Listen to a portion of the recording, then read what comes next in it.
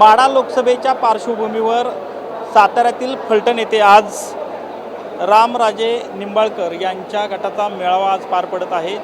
जाहीर मेळावा। त्या मेळाव्यामध्ये रामराजे नाईक निंबाळकर ही आपली भूमिका स्पष्ट करणार आहेत। खरं तर विद्यमान खासदार रणजित नाईक निंबाळकर यांच्या उमेदवारीला त्यांचा विरोध असल्याचं एकूणच पाहायला मिळत आहे। यामुळे महायुतीतच एकूणच सांगायचं झालं तर या ठिकाणी विरोध पाहायला मिळतोय।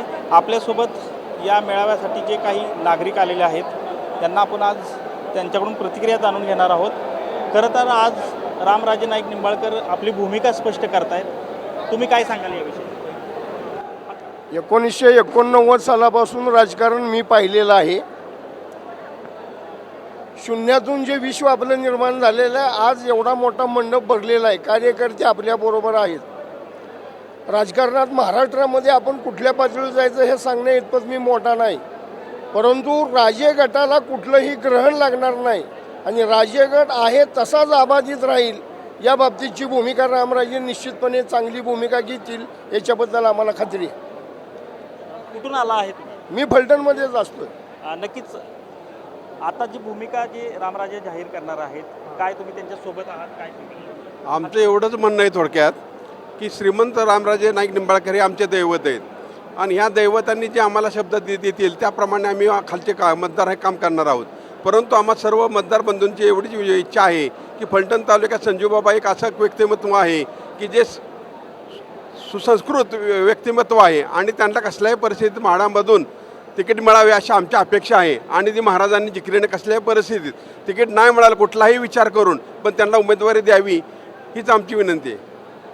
खरं सांगायचं झालं तर आता विद्यमान खासदार जे आहेत रणजित नाईक निंबाळकर यांना भाजपमधून तिकीट जाहीर झालेलं आहे, पण तरी देखील ही जी भूमिका आहे कशासाठी? नाही, ही भूमिका म्हणजे लोकांना न पटणारी आहे। कुठली रणजितला ते तिकीट देऊन हे महाराजांच्याकडे राजे गटाकडे सोसायटी आहेत, पूर्ण ग्रामपंचायत आहेत, नगरपालिका आहे, जिल्हा परिषद आहे, सगळ्या सहकारी संस्था त्यांच्याकडे आहेत आणि एवढं असून बी त्यांना उमेदवारी नाही, राष्ट्रवादीला उमेदवारी नाही।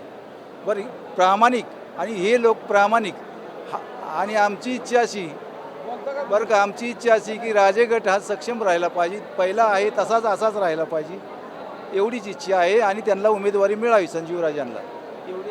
संजीवराजेंच्या उमेदवारीची भूमिका या ठिकाणी बोलली जाते, तुम्ही काय व्यक्त करा? अगदी संजीवराव महाराजांना जर ते तिकीट उमेदवारी मिळाली तर आम्ही ते अगदी त्याची वाटच बघतोय, कारण आमचे ते खरं तर आमच्या फलटणकरांचे ते दैवत आहेत। जिल्हा परिषद म्हणा, पंचायत समितीच्या माध्यमातून किंवा ग्रामपंचायतीच्या माध्यमातून तळागाळातल्या कार्यकर्त्यापर्यंत जाऊन त्याच्या आत्मीयतेनं चौकशी करून पाणी, लाईट, हे जे शिक्षण समिती सगळं त्यांच्या ताब्यातच आहे। आम्हाला जर तिकीट जर मिळालं संजय बाबांना तर आमची तेवढीच इच्छा आहे। आम्हाला आता तिकीट त्यांनी जी दिले आता सध्या महायुतीनं ते आम्हाला नापसंत आहे, आम्हाला ते आवडत नाही। विकास कामांचा मुद्दा तर महायुतीनं सांगितलेला आहे की विकास कामं भरपूर झालेली आहेत माढा लोकसभा। आमच्या ह्या फलटण तालुक्यामध्ये विकासाची गंगा जर आणली असतं रामराजे, संजीबाबा, पिटीबाबा यांच्या माध्यमातूनच खरा विकास आणि निस्तारण योजना सगळ्या योजना ह्यांनी केलेल्या आहेत। ते काय लबाड आहेत, ती लबाड आहेत। आमच्या महाराजाच्या शिवाय कोणी काम केलेलं नाही। एकूणच सांगायचं झालं तर रामराजे नाईक निंबाळकर आज हा जो मेळावा घेत आहेत आणि या मेळाव्याच्या निमित्तानं आज फलटणमध्ये मोठ्या संख्येनं जे त्यांचे जे हितचिंतक असतील किंवा समर्थक आहेत ते या ठिकाणी उपस्थित राहिले आहेत आणि या पुढील काळात संजीवराजे नाईक निंबाळकर यांनाच उमेदवारी मिळावी अशी मागणी देखील या ठिकाणचे कार्यकर्ते करताना आपल्याला पाहायला मिळत आहेत। कॅमेरामन अथर्वसह संतोष नरोडे, TV9 मराठी, फलटण, सातारा।